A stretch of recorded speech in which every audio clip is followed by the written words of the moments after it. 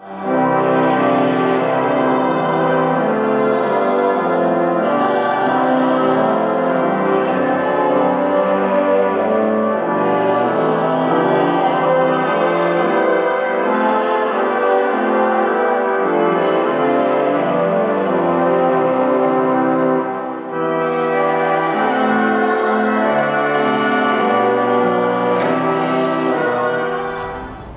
dear friends, my brothers and sisters, do you watch much television? I would tell you, you flip around the stations, there's nothing to watch. Every station has food shows on it, right? Did you see Holy and Hungry on the Food Network? Did you see St. Athanasius? The only thing about that show is it didn't have me on it. It had a Father Leo. I don't know where he came from. But that was one. You watch now, you see all about The View. The View, who's back? Joy Behar. Everybody thinks Joy Behar is Jewish, right? She's not Jewish. She's Italian. You know what her name is? Her real name? Josephine Acuto. How do I know that? I buried her mother.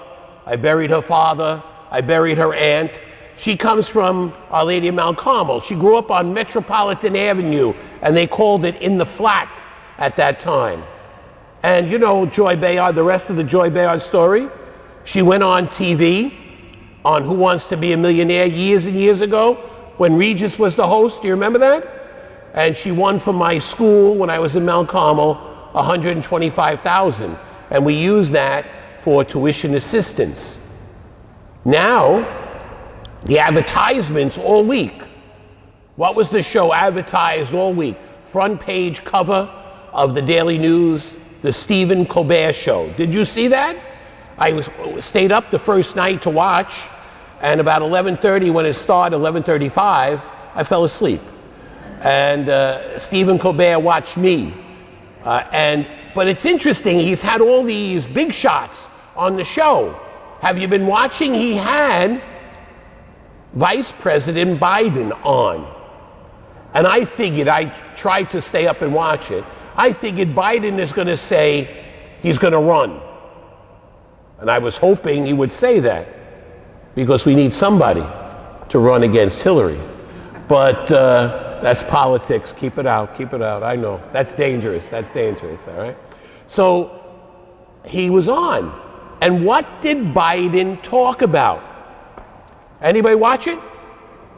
One, he talked about his Catholic faith. Did you see that? It was absolutely amazing. The Vice President of the United States talked about his Catholic faith. And everybody knows he just lost his son. But he also suffered many other tragedies in his life. And did you hear his story of his faith? He said, first of all, somebody just told me, he said he says the rosary every day. 2, he said he goes to Mass and he feels this kind of aloneness with God. Not that he's alone in the congregation, but he feels a certain aloneness being with God in kind of a communication, a connection. And then he talked about suffering. He talked about his personal loss, his personal sufferings. And in the talking about his personal loss and sufferings, he said, what was his consolation? What was his consolation? His faith. He went to a place in his faith and found consolation in all the sufferings that he went through. I thought that was very remarkable. And I got to be honest with you, he talking about his faith kind of made me want to talk more or listen more to that man. My brothers and sisters, the gospel talks about suffering. What does Jesus say to Peter? What does Jesus say? He says, go to hell. Get behind me, Satan. What is he saying? You know, Peter, go to hell. Because Peter didn't want to hear anything about suffering.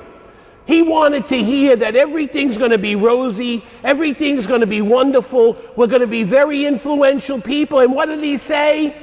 Go to hell, Peter, because you know what? I have to go on that cross, and I have to suffer, and I have to die. Peter didn't want to hear it. He wanted to stuff his ears. And Jesus puts him clearly in his place. My brothers and sisters, think about it.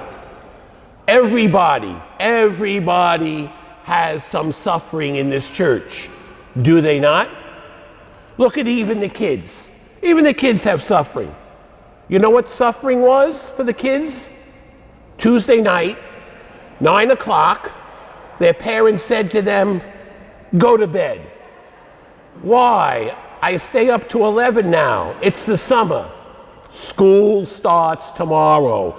Even these young people, right, Peter, have suffering.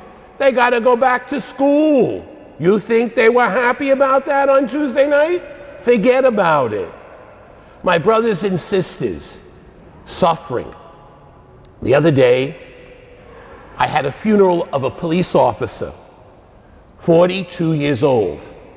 I went to St. Rose of Lima Church in Massapequa in that terrible, terrible deluge. And if you noticed, did you see, where did they get the heaviest rains on Long Island? Massapequa. I was there. I can attest to it. And we were at the funeral, and it's a very sad story. A 42-year-old cop, Michael Urbano. What happened to him? He went on the job at 35. Just 2 years ago, he was diagnosed with cancer. He had his leg amputated. And then the cancer went to his lungs, and he died. The mother of that cop was in tears. But she turned and she held on to the cross when it was given to her at the end, and she held that cross and knew that Christ was with her in her suffering. The Lord is there. Biden said it. In the cross comes the suffering, comes the consolation of faith.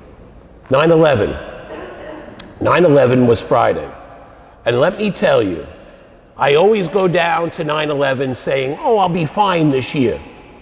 It's 14 years. And you stand there, and you see the flag come out, tattered and burnt, with holes in it. And when you stand there and look at that flag, all of a sudden, the memory of that day comes in, and you get very emotional.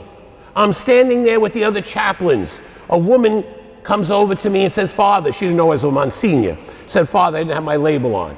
And she comes over to me and she says to me, could you come and bless my 8-month-old grandchild? We're standing in front of his grandfather's name plaque. Of course I did. I went over, blessed the family, talked to them a few minutes, said a prayer. They found some consolation in their faith by praying together. The mother was crying, and I look at the name, and it says, Peter Milano. I said to them, where do you live? Oh, New Jersey. I said, do you have relatives in Brooklyn? Everybody has a relative in Brooklyn. And I said, do you have relatives in Brooklyn? I said, yes. We grew up in Brooklyn. It was the kid that lived on the corner of my block, East 95th Street and Foster Avenue, Peter Milano. And I said to myself, isn't it ironic how God puts people together in suffering, and how God is there in our sufferings? My brothers and sisters, indeed, everyone here has a suffering. Where do we need to go? Where do we need to go? We need to go to our faith, because the Lord Jesus holds his hand out to all of us in suffering. What did the vice president say? I go to my faith for consolation.